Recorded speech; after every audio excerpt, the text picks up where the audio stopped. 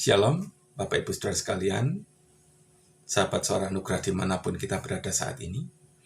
Kembali saya menjumpai Bapak Ibu sekalian, saudara dimanapun kita berada, dengan membagi perenungan singkat, dan saya berdoa supaya perenungan-perenungan singkat ini bisa memperlengkapi, menguatkan, dan membuat kita menjadi berpikir lebih jernih dalam segala kondisi dan kenyataan yang ada.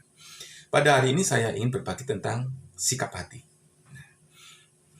Sikap hati itu penting, Bapak Ibu Saudara sekalian, dalam menghadapi kenyataan-kenyataan yang sedang terjadi dalam hidup kita.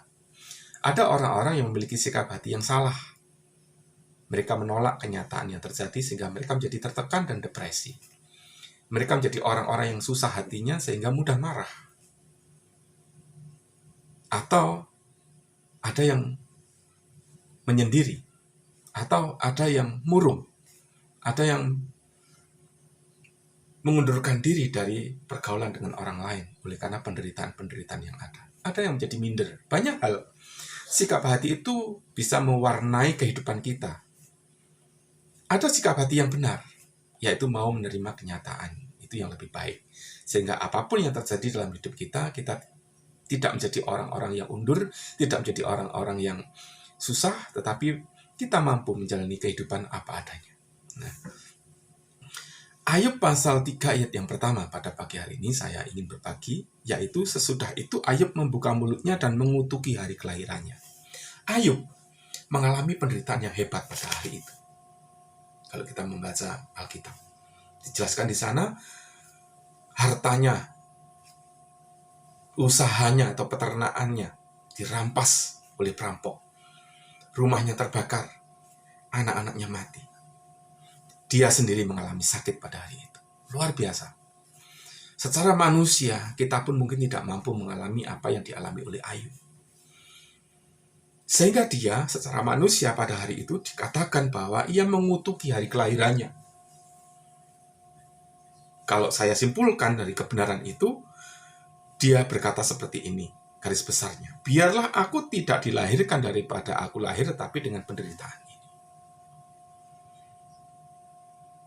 Ia merasa begitu pahit hati saat itu.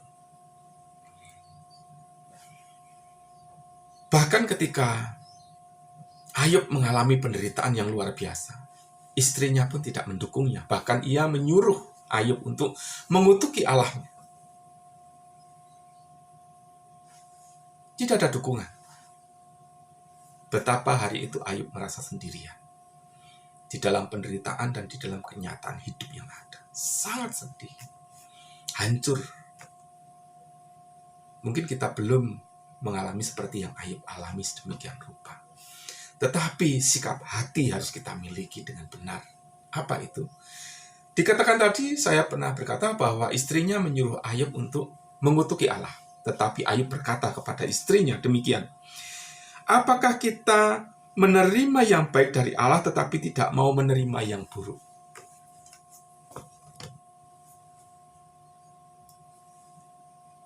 Sikap hati seperti ini yang patut kita contoh. Segala kondisi keadaan dunia sekarang ini mungkin hancur oleh karena pandemi. Sehingga dari ekonomi, usaha kita, dari apa saja kehidupan kita sangat terbatas. Menurun. Saya pun tidak bisa berbuat apa-apa dengan semua hal. Bahkan gereja di mana yang saya layani pun saya belum bisa melakukan ibadah bersama tatap muka. Tetapi mari kita mau menerima kenyataan yang ada. Kita mau menerima kenyataan yang ada. Dunia dengan segala keadaannya ini sesuatu yang buruk, tapi kita harus mau menerima. Kita tidak hanya mau menerima yang baik-baik saja, tapi kita harus mau menerima kenyataan yang buruk. Di dalam Amsal pasal 12 ayat 25 dikatakan, kekhawatiran dalam hati membungkukkan orang. Jikalau kita hidup dalam kekhawatiran, kecemasan, kita menolak kenyataan yang terjadi, kita menjadi susah, khawatir dan cemas menguasai kita, maka itu membuat kita menjadi tidak lebih baik. Kita menjadi kalah, iman kita menjadi kendor, dan kita pun mengalami kelemahan-kelemahan di dalam tubuh kita. Mengapa? Karena jelas Di dalam Mazmur pasal 102 ayat yang ke-6. Oleh sebab keluhanku yang nyaring, aku tinggal tulang belulang.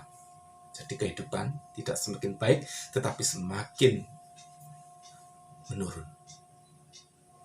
Jika kita berkeluh kesah terus dalam kehidupan kita. Selanjutnya, di dalam Amsal pasal 15 ayat 13 dikatakan hati yang gembira membuat muka berseri-seri.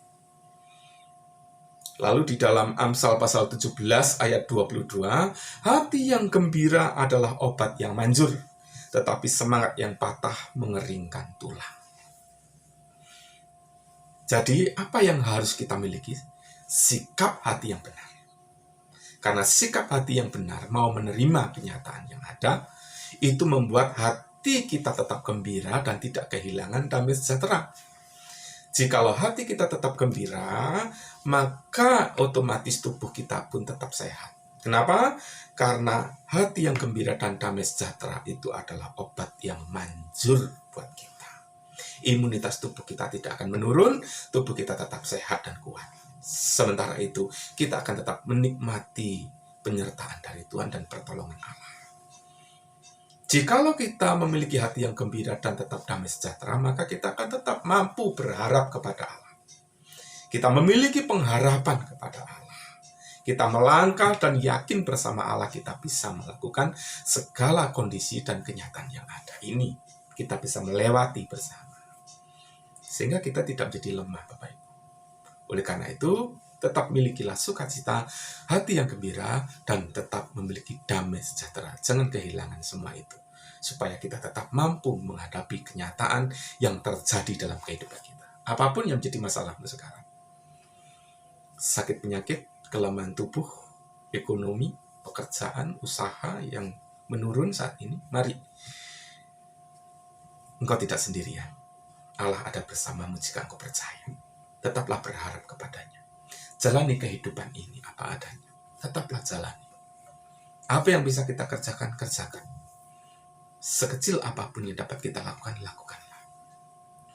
Tetap senangkan hati Tuhan dalam kehidupan kita. Tetap kita harus bersemangat. Sambil kita berharap kepada Allah. Dan tetap dekat kepada Tuhan. Maka kita akan beroleh pertolongan dari Allah di dalam Kristus Yesus Tuhan kita. Kita tidak mengalami kelemahan tubuh karena kita tidak mudah mengeluh, tetapi kita akan tetap terjaga tubuh kita. Karena hati yang gembira dan damai sejahtera itu adalah obat yang manjur bagi kita. Itu kata Amsal pasal 17 ayat 22. Alkitab mengajarkan demikian.